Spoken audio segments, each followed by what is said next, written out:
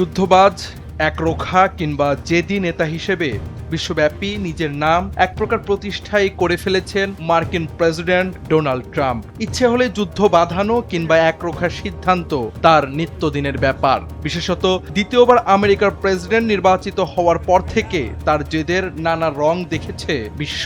হয়তো নিজেকে অমুখাপেক্ষী কিংবা অপ্রতিরোধ্য হিসেবেই ভাবতে পছন্দ করতেন তিনি। তবে অপ্রতিরোধ্য, অমুখাপেক্ষী কিংবা জেদি বিশেষণে গড়া অহমিকার প্রাচীর ইরান যুদ্ধে এসে ভেঙে পড়েছে কাচের দেয়ালের মতোই। ইরানের কাছে নতি স্বীকার করতে বাধ্য হয়েছেন মার্কিন যুদ্ধবাজ এই প্রেসিডেন্ট। প্রশ্ন হলো, ট্রাম্পকে কিভাবে কাবু করল ইরান?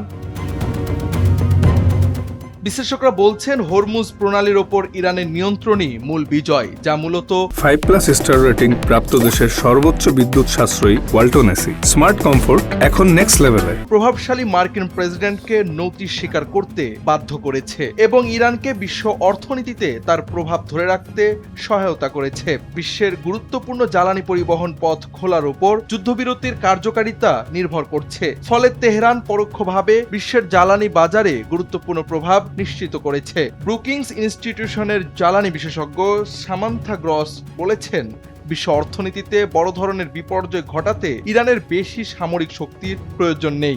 এক হরমুজের নিয়ন্ত্রণই যথেষ্ট তার জন্য। সংশ্লিষ্ট বিশ্লেষকদের মতে বৈশ্বিক তেলের বাজার এখনও অস্থির। তবে যুদ্ধবিরতির পর অপরিশোধিত তেলের দাম 15 থেকে 20% কমেছে এবং ইউরোপের গ্যাসের দামও নেমেছে। ক্যাপিটাল ইকোনমিক্সের নীল শেয়ারিং বলেন, হরমুজ প্রণালীর বর্তমান পরিস্থিতি বাজারের জন্য সবচেয়ে বড় উদ্বেগ। অক্সফোর্ড ইকোনমিক্সের ড্যান আলামারিওর মতে, হরমুজ প্রণালীর ওপর কর্তৃত্বের মাধ্যমে ইরান একটি কার্যকর অর্থনৈতিক যুদ্ধ পরিচালনা করছে।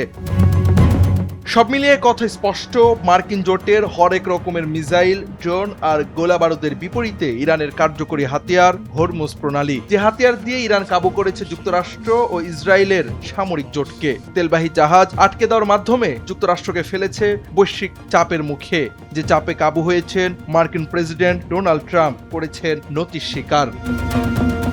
Javad Ahmed, NPB।